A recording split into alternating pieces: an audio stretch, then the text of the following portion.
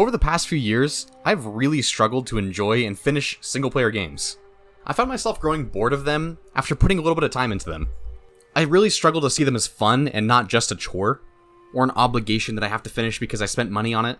Typically, a pretty good test for me to see if I'm really enjoying a game or not is to turn it off after the first session of playing, and then after that next opportunity that I can go back to play it again, if I'm not excited at all to play that game again, well then it really failed my test and I don't really think I need to go back. At least not for the moment. But fortunately, Ghost of Tsushima has not been one of those games that's failed the test. I've been following this game since it was announced at E3 a couple years ago. I'm honestly a huge fan of just the aesthetic of the game in general. I love samurais, things in deep roots in Japan. Yes, I'm a huge weeb. So, like I said, I knew I would at least be intrigued by the game, but I was worried it would be another one that I'd pick up just to drop after 10 hours or so of gameplay. But I'm really happy to be wrong on that. This game is incredible. It's very atmospheric, fun to play, fun to explore, and overall just a fun experience. But is it for you? And why should you even care about it? Well, let's get right into that. So I do want to start it off by saying that I'm playing this game in hard mode, so there are a lot of aspects that I might bring up that you might have a different view on if you're playing on a different difficulty level, because I haven't played normal or easy. I don't know what the differences are. So just make sure to keep that on your mind when I'm talking about certain things, especially as we dive right into the combat. It's very challenging. Not very punishing though, and honestly very satisfying to pull off. So let's break down each of those concepts. At the very beginning, I found myself just getting absolutely destroyed by a lot of the combat encounters. There's 3 different approaches you can take to combat, or a mixture of any of them. Those different tools that you can use are parrying, blocking, and dodging. Blocking being the most ineffective. It's obviously the easiest to pull off as well. You just hold down the block button. But with that, you can actually be opened up by your enemies using heavy attacks to actually land regular full-on attacks on you. But it can be a good panic button if you're not very good at dodging or parrying. To parry though, you just time pressing that block button when you're being attacked at, when it's obviously not an unblockable move. And that will let you open up the opponent and get some pretty quick attacks in. This is by far the most effective way to approach combat if you can, but it does take some time to learn the actual time window to parry. I found myself in most combat interactions trying to figure this out and just getting absolutely obliterated. It only takes like 2 to 3 hits for you to die early game. And for most of the game, actually, from what I've experienced so far. But that being said, it also only takes you a couple hits to kill enemies. But lastly, before we get into that, the dodging mechanic. Now, this game does not give you a lot of invulnerability frames. Meaning that if you just dodge super early, the enemy will just keep turning with their attack and still hit you. So you have to make sure that you time it pretty correctly to make sure that you're actually getting out of the way. Whenever there's an unblockable attack, which actually shows the little red mark on the enemy's weapon, you have to dodge that, or else you will take damage. You can just give yourself some distance from the opponent and they'll miss it, but typically a lot of spearmen will still lunge pretty far to get to you. You can also dodge it out of the way, and if it's a slashing attack, most of the time you can actually jump over it. It's pretty cool. And if you do this at the right time, you'll also get a time window to counterattack. Honestly, I found there was a lot to learn here that I really enjoyed and I still enjoy playing. The other approach you can take to combat is stealth. It's pretty easy overall to do stealth, but oftentimes you'll still find yourself in combat at one point or another. But the AI makes stealth pretty easy overall because the detection of the enemies are really not too great, honestly. I found myself really easily manipulating it. You'll have a dude looking straight at you when you popped out and unstealth from a bush, and he won't know that you're there.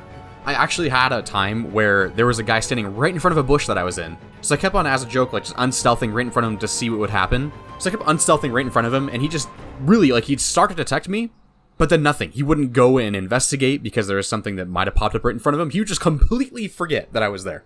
It took like a full minute of me laughing at that to where I finally decided, what if I play the flute in front of him? I did do that, and then he swung a sword at me. I don't know, it seemed like maybe he was just super jealous of my musical talent. But then after promptly murdering him, I just ran back into the bushes, re-stealthed, and, did it again to somebody else. I will say, I'm not far enough to know if your approach actually affects the ending of the game.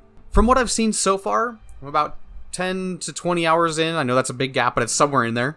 It looks like it might have some consequences for your actions if you do the stealthy approach. Because after it seems like you hit a certain kill count of people doing the stealth approach, you get some flashbacks of when you were trained and how you were told not to ever strike from the shadows, and then you're still murdering people in the shadows. So I would assume they're probably going to do something with that at the end of the game, but I can't really say for sure yet because I haven't got there.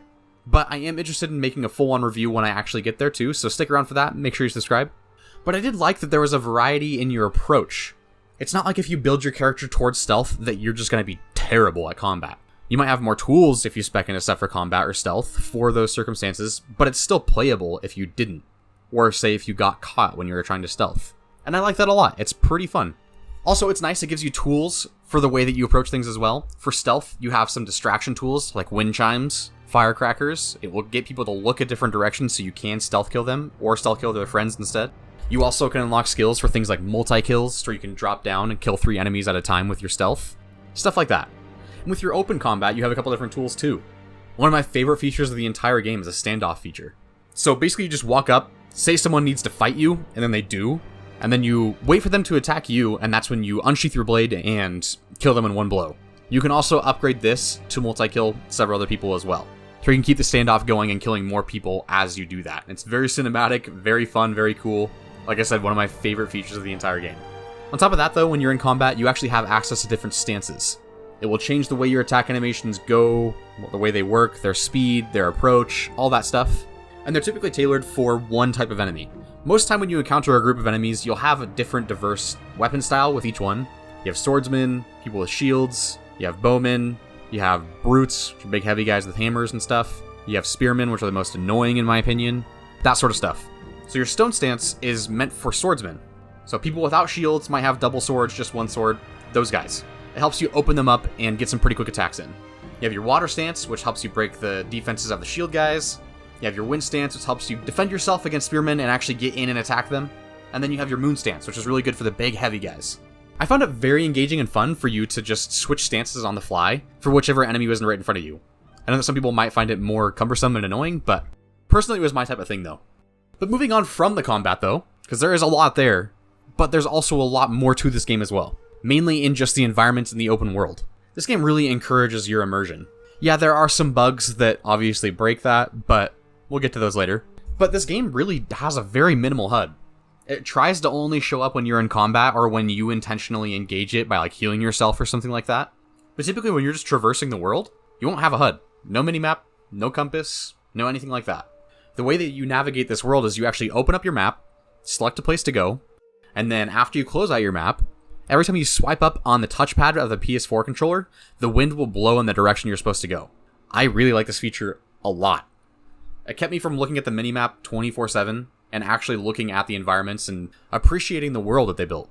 It's gorgeous. It looks amazing. I mean, you can probably see from the clips I'm doing, and also full disclaimer, this is on a regular PS4. A PS4 Pro makes it look so much better, but still beautiful regardless of whichever platform you use. But one of my biggest gripes with open world games lately, I made a whole video on this by the way, put a link up there on the little I button, is the fact that most open world games don't really need to be open world games. They just have a big empty area for you to traverse to get to point A to point B, but there's nothing interesting about it. They don't really fill it with anything for you to really look at, anything that's very cool. Honestly, most of the time, it's just where you actually are trying to go that has the intriguing parts of the game. So it really would just make sense if they just made the game linear, because really you just play it linear anyways. But fortunately, Ghost of Tsushima is not like that. It's really fun. The environment is actually worth exploring. You have a lot of hidden collectibles, a lot of cool places you can go to permanently increase your stats and stuff. They'll try to get you to interact with the world too, not only with that wind feature, but if you follow foxes or birds, they'll bring you to secret areas. Foxes will bring you to shrines, which give you charm slots, which are little passive stat increases. And the birds will bring you to all variety of places. They'll bring you to quests, they'll bring you to places where you can write a haiku and get a new headband. They'll actually bring you to fox dens. Pretty much any collectible you can think of, the birds will bring you to it, so it's actually really good to look out for them. They're very colorful, which makes it a little bit harder to miss them, but also then again, this game is just very colorful in general, so. But I kept finding myself in between point A to point B, going to point C, and D, and E, and so on. And I found it super fun to just get distracted and kind of get lost in the world. Similar to Breath of the Wild, which is another game that I love, that their open world is very intriguing and very well done. And honestly, if more games want to keep copy-pasting this formula, I'm not going to complain about that. It still takes a lot of work even if you are borrowing the assets. Also similar to Red Dead, where you're riding around most of the game. Yes, there is a fast travel feature in this game that you can actually use, but oftentimes I found it more fun to actually run all the way to the place I was trying to go, so I could find more of these collectibles and kind of divert my path to things that looked cool and interesting. And it really rewards you for doing so. So moving on from a lot of this stuff, because I can honestly say a lot of good things about this game for a long time, but I feel like I've hit a lot of my key points already. So I really just want to point out the things that, weren't so great, the flaws. The reason I like to go into this with a lot of my videos is just because I'm not trying to misinform people. The bigger goal of a lot of this stuff is to help people along with knowing if this game is for them and if they should pick it up or not. So I feel like it's important to go into things that might not be a deal breaker for me, but might be for somebody else. Just so they have all the information they can before they make their decision. So let's jump into that. The game can actually be pretty buggy at times. There's a lot of AI issues especially. Say people glitching out, moving to places where they're not supposed to be, tripping on leaves and then falling and then teleporting somewhere else. It's weird stuff. Also, you know, like when you start dialogue and you have somebody like that's sitting down around a campfire and they'll just like get up in your face and like stare at you like super intensely and then just sit right back down like nothing just happened. But it's just super weird and feels pretty inorganic. Also, like I said, there's a lot of bugginess with the AI detection of enemies, not seeing you when they really should. I also had a couple quests when I was playing where I had kind of the inverse happen, where I was hiding in a bush and then like I got no indicator that they all of a sudden saw me, so I thought this guy was just running to the person helping me with the quest, but he was actually running straight to murder my face. And I got no warning about that, so yeah, I kind of got hit a lot. And so weird things like that. That could have been just specifically that quest, by the way, because I don't know if I was supposed to get detected at that moment, but still weird stuff like that will happen every once in a while. Another thing is there's a pretty huge gap in quality for a lot of side quests. So the way that side quests work in this game is you'll have certain story missions for characters, and they'll actually have their face on the minimap. And it'll show, like, this is the story quest for this side character that's not necessary for you to actually pursue. You can get some cool rewards and stuff, but you don't have to do it. There's also legend quests, which increases the amount of special moves that you know, really cool, overpowered moves that you actually have to use your healing abilities, called adrenaline, to actually execute them. You gain these through combat, and you expend those when you use these pretty strong moves. Pretty cool, and sometimes you'll get some armor or weapons or something like that. So these quests are very high quality and good. But then you have the other quests. These ones are really just brought off by talking to some random NPC that you don't really care about, has very mediocre voice acting, and very subpar story, honestly. All that it boils down to really is, hey, can you go kill those Mongols over there? And you go, yes, I love killing Mongols. And you go and kill Mongols. And then you come back and they're like, thank you for killing Mongols. You're like, yes. And then you get your XP, charm, or whatever else it is. So they might have a little bit of a different dialogue approach in the beginning, but it's nothing really too inventive or cool. It's just kind of like the typical fetch quest sort of formula. But fortunately enough, it does have the fun combat attached to that, so I still do those quests because I find it fun. But it is very painfully obvious when you're playing it that it's just, this is another side quest that really doesn't matter. Another thing that bugged me is there's some repeated dialogue that's super obnoxious. So on my first legend quest that I was doing, when I was trying to get the Heavenly Strike, there was a guy that you actually duel, and every time that he beat me when I was learning the combat, it was pretty early on to when I was playing the game that I found this quest, he just give me the same dialogue every single time he killed me. And because you do a lot of damage to each other, it doesn't take that long for this encounter to be done, so it'd be like every minute he was giving me the same voice line, and he has like just such a cringy voice, and it was getting so annoying. Another time where I did another duel, and it was against this girl that just kept making the exact same grunting noises every single time that I was around, and it was super, super annoying. So the last thing that I want to bring up that actually really did frustrate me is there is no hard lock-on in the game. So when you're in combat, there's no guarantee to actually make sure that you're swinging at the person that you think you are, which can sometimes cause it to be pretty frustrating to actually approach combat. For instance, if you hold down the triangle button, you charge up a move for whichever stance you're in. So in the instance that I keep running into, I hold down the triangle button while in stone stance, which is a like jab forward, which I actually do like a stabbing motion. But then almost every time I try to use this move, it never hits anyone. It just goes off to the side, which doesn't make any sense. My camera is pointed one direction, and then Jin just says no and stabs at the air. So, I mean, honestly, it's pretty annoying, and I don't think it was really that difficult for them to just give us a lock-on feature. It would make it a lot easier to know, especially when you're changing your stances for a different enemy, that you're gonna swing at the enemy that has the shield because you switched to the shield stance. Like I said, this was like one of the main things that actually did legitimately frustrate me. Even in one-on-one combat, you'll have this happen, where it should make it pretty obvious who you're trying to kill, but then Jin is just slashing at the wind. So, yeah, it's pretty bad sometimes. I still think it's important for me, though, to point out that despite these issues, I really, really enjoy this game quite a lot. I think there's a lot here for most people who are looking for an engaging and fun single-player game. So if you've been on the fence about this game, I hope this video has helped you along with the process of deciding if you're going to get it or not.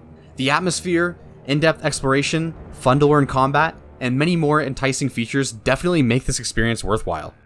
And that is why I think you should care about Ghost of Tsushima. Hey, thanks so much for watching again, guys. I really appreciate all the support I've gotten on my videos. You guys are awesome. Please make sure that if you enjoy this style of content, you subscribe because I'm going to make more videos like this. Also, make sure you like it. It lets me know that I'm doing something good here. I was also curious if you could comment down below if this actually did help you decide if this game was for you or not, and if you're going to get it. And if you already have gotten it, which approach are you taking to combat? Are you going more stealthy, honorable samurai, a mix of both? I'm personally going a little more stealth focused. And then on my second playthrough, I want to play in Kurosawa mode, and then go full honorable samurai. I think it'd be super cool. But to wrap this up, I just wanted to say thanks again, and I hope that I'll see you in the next one.